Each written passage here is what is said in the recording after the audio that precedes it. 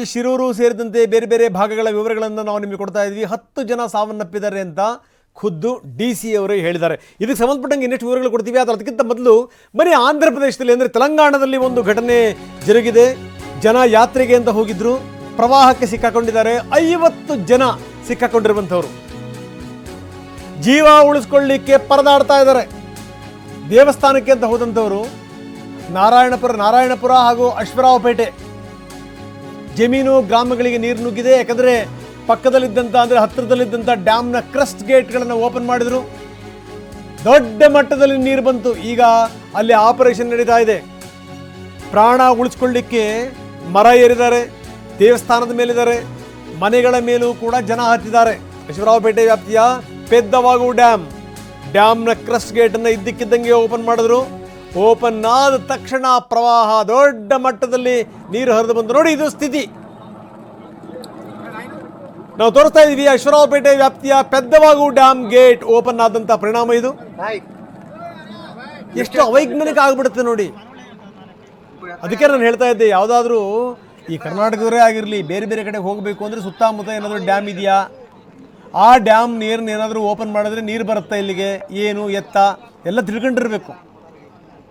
ಇಲ್ಲಾಂದರೆ ಎಡವಟ್ಟುಗಳಾಗ್ತವೆ. ಇದ್ದಕ್ಕಿದ್ದ ಹಾಗೇನೆ ಪೆದ್ದವಾಗು ಡ್ಯಾಮ್ನ ಕ್ರಸ್ಟ್ ಗೇಟ್ ಓಪನ್ ಆಯಿತು. ಓಪನ್ ಆಗಿದ್ದು ವಿಪರೀತ ಮಟ್ಟದಲ್ಲಿ ನೀರು ಬಂತು. ನೋಡಿ, ಆ ನೀರಿನ ರಭಸ ನೋಡಿ ಹೆಂಗಿದೆ ಅಂತ. ಸುತ್ತಮುತ್ತಲಿನ ಪ್ರದೇಶಗಳೆಲ್ಲವೂ ಕೂಡ ಜಲಾವೃತವಾಯಿತು. ನೋಡ್ತಿದ್ದಂಗೆ 50ಕ್ಕೂ ಹೆಚ್ಚು ಜನ ಸಿಕ್ಕಾಕೊಂಡ್ರು. ಮರ ಏರಿ ಕೂತಿದ್ದಾರೆ, ದೇವಸ್ಥಾನ ಏರಿ ಕೂತಿದ್ದಾರೆ, ಮನೆಗಳನ್ನು ಏರಿ ಕೂತಿದ್ದಾರೆ. ಪ್ರಾಣ ರಕ್ಷಣೆಗೆ ಗೋಗರಿತಾ ಇದ್ದಾರೆ ಅಂತ ಸ್ಥಿತಿ. ಈಗ ಅಲ್ಲಿ ಆಪರೇಷನ್ ಶುರುವಾಗಿದೆ. ನೋಡಿ, ಇದು ಸ್ಥಿತಿ ಹೆಂಗಿದೆ ನೋಡಿ.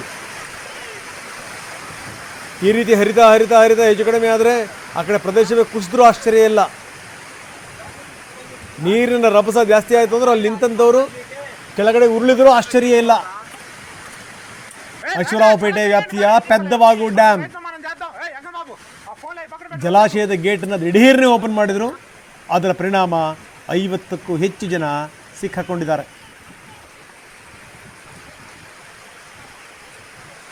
ಬನ್ನಿ, ನಮ್ಮ ಪ್ರತಿನಿಧಿ ಹರೀಶ್ ನಮ್ಮೊಂದಿಗೆ ನೇರ ಸಂಪರ್ಕದಲ್ಲಿದ್ದಾರೆ. ಹರೀಶ್, ಏನಿದೆ ಘಟನೆ ಇದು? ಅಶ್ವರಾವಪೇಟೆಯ ದೃಶ್ಯಾವಳಿಗಳನ್ನು ನಾವು ತೋರಿಸ್ತಾ ಇದ್ವಿ. ಅದೇ ಜಲ್ಲನ್ನುತ್ತೆ. ಯಾಕಂದರೆ ದೇವಸ್ಥಾನ ದೇವರು ದಿಂಡರು ಅಂತ ಹೋಗಿರುವಂಥವ್ರು ಈಗ ದೇವಸ್ಥಾನ ಏರಿ ಕುತ್ಕೊಳ್ಬೇಕಾದಂಥ ಸ್ಥಿತಿ ಉದ್ಭವ ಆಗಿದೆ. ಏನಿದು? ಹೌದು ರಂಗನಾಥ್, ದೇಶಾದ್ಯಂತ ಮಾನ್ಸೂನ್ ಹೆಚ್ಚಾಗಿದೆ. ಅದರಲ್ಲೂ ಪಶ್ಚಿಮ ಘಟ್ಟದಲ್ಲಿ ಮಾನ್ಸೂನ್ ಹೆಚ್ಚಾಗಿ ಸುರಿತಾ ಇದೆ. ಕೃಷ್ಣಾ ನದಿ ಪಾತ್ರದಲ್ಲೂ ಕೂಡ ಹೆಚ್ಚಿನ ಪ್ರಭಾವ ಉಂಟಾಗಿದೆ. ಮುಖ್ಯವಾಗಿ ತೆಲಂಗಾಣದಲ್ಲಿ ಈಗ ಪ್ರವಾಹಕ್ಕೆ ಸಿಲುಕಿ 50 ಜನರು ಸಿಲುಕಿ ಹಾಕಿಕೊಂಡಿರುವಂತಹ ಘಟನೆ ನಡೆದಿರುವಂತಹದ್ದು. ನಾರಾಯಣಪುರ ಹಾಗೂ ಅಶ್ವರಾವಪೇಟೆಯಲ್ಲಿ ಈ ಭೀಕರ ಘಟನೆ ನಡೆದಿದೆ.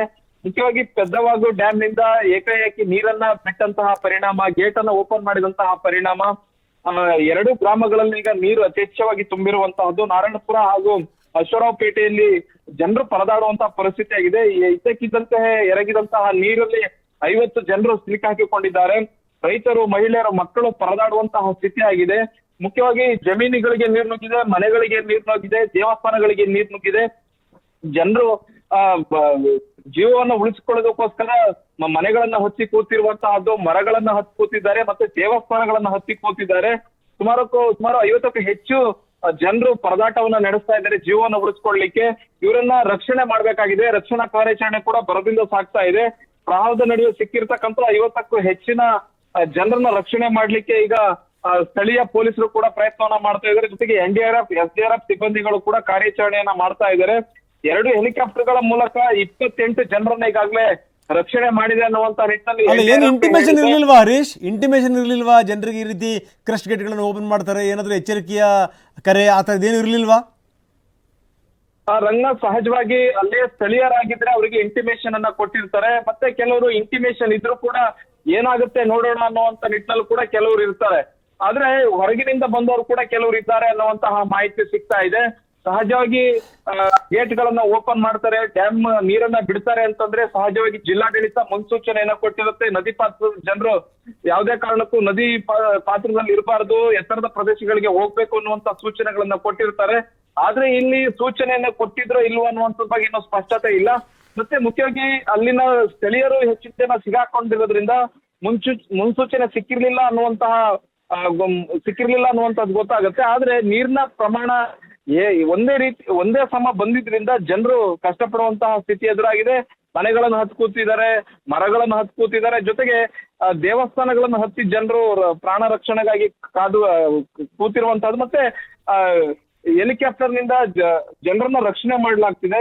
2 ಹೆಲಿಕಾಪ್ಟರ್ ಮೂಲಕ 28 ಜನರನ್ನ ಈಗಾಗಲೇ ರಕ್ಷಣೆ ಮಾಡಲಾಗಿದೆ ಅನ್ನುವಂತಹ ಮಾಹಿತಿ ಸಿಗ್ತಾ ಇದೆ. ಮುಖ್ಯವಾಗಿ ಇನ್ನೂ 22 ಜನರನ್ನ ರಕ್ಷಣೆ ಮಾಡಬೇಕಾದಂತಹ ಸ್ಥಿತಿ ಇದೆ. ಅವ್ರನ್ನು ಕೂಡ ಆದಷ್ಟು ಬೇಗ ರಕ್ಷಣೆ ಮಾಡ್ತೀವಿ ಅನ್ನುವಂತ ನಿಟ್ಟಿನಲ್ಲಿ ಜಿಲ್ಲಾಡಳಿತ ಹೇಳಿರುವಂತಹದ್ದು. ರಂಗನಾಥ್, ಧನ್ಯವಾದ ಹರೀಶ್ ತಮ್ಮೆಲ್ಲ ಮಾಹಿತಿಗೆ.